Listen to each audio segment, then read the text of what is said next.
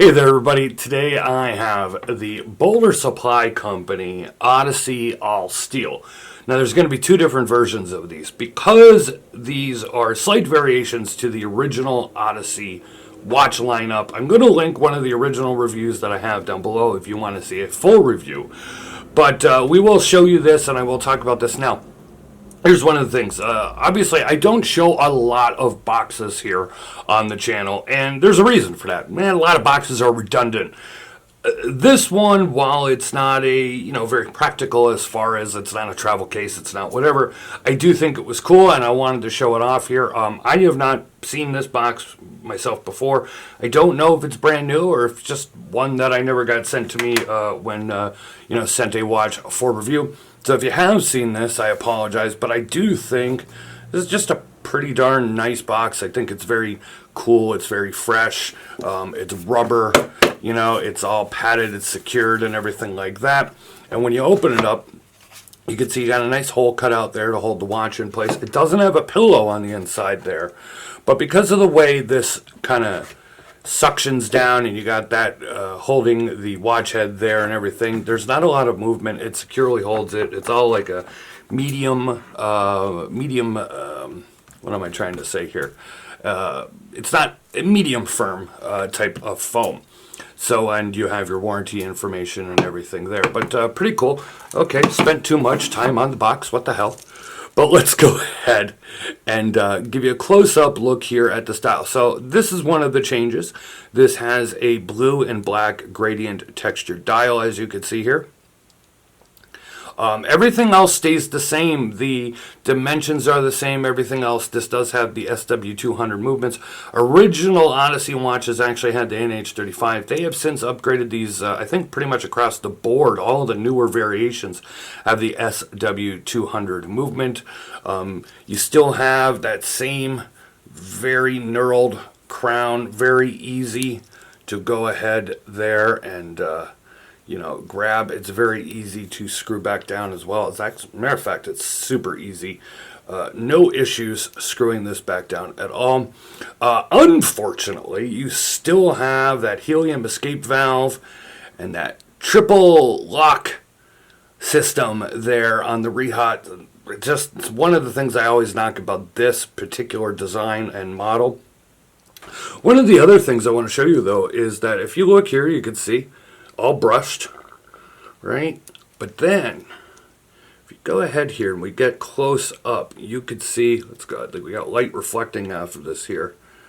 You could see, no you can't, come on, we're going to see it eventually, I swear to God. There we go. You can see that the top of the case is actually bead blasted. It's actually very lightly bead blasted, and it's very subtle. I didn't notice it at first. It is just one of those things that is cool. It's a neat attention to detail. There's no reason for it. There's no reason that they need to do that. But it's just actually kind of cool. I mean, you're talking a watch that's $659. You got vertical brushing, sapphire crystal, SW200 movement. And top of the case is just lightly bead blast, and it just gives that very slight contrast to the brushed steel case. So, speaking of brushed, let's go ahead and take a look at this massive bracelet. It's about 4 millimeters thick. You do have your ratchet extension clasp here, so there is the ratchet. So, very heavy, heavy duty. Let's go ahead over here real quick. You can take a look. Let's go ahead here. You can take a look at that caseback. You can see those huge solid end links here. This is a beast of a watch. There is no doubt about it. It is well over 200 grams on this bracelet. Go ahead here in 1 second. I will give you the weight of this. You'll see it on the graphic that was on the screen. But it is a beast of a watch. There's no doubt about it. The bracelet makes it heavier, but it's meant to be. It's a chunkier watch. It's a chunkier style watch. It is a bigger style watch. It is not the most massive watch I have seen. As a matter of fact, let me go ahead and show you, because I will show this to you on my 7.5-inch wrist. And here is the Breitling Seawolf. If you're following the channel, you've seen that there was an unboxing video of this, full review to come at some point, hopefully. Well, I shouldn't say hopefully, it will come at some point. But if you go ahead here and take a look at the size of the two of them. Now, they're basically the same width. This feels a little smaller just the way everything's designed on it. If I go ahead here, you can see this is definitely a thinner watch than the Breitling Seawolf Avenger here, though. But this has the curved lugs. This kind of goes straight out. But let's go ahead here, show it to you on my 7.5 inch wrist.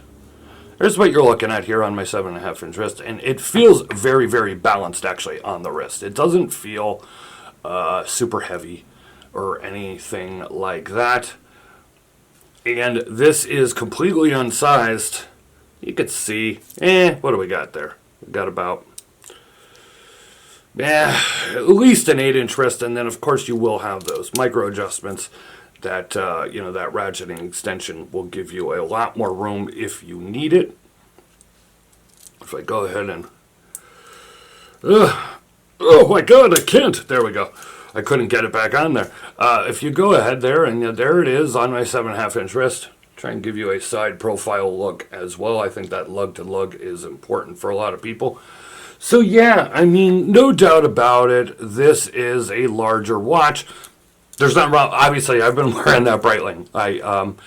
And that's a whole discussion for another day about larger watches and just weird how things change as far as what you personally like and how your tastes change and can change and flip-flop back to an area that you didn't think was actually possible. But yeah, if you don't like a bigger watch, obviously it's not for you. But if you do, it's pretty nicely made. I don't really feel any rough or sharp edges under here at all whatsoever. It actually feels really, really smooth. I mean, they did a very good job. This is, I mean, as you can see, I'm running my hand. Now, the bracelet going to be a little different. You're going to have little, it's not even that bad. Very slightly, very slightly sharp, if you will. But nothing that's like, oh my God. I mean, as you can see, nothing. And I've pointed that out many times, watches or bracelets that have, lugs that are sharp on the back of the case or the crown guards or bracelet, whatever. This one is in a good area. So we're getting long here. And if you want to see more about this, you could, like I said, I'll link the full review to the last one below.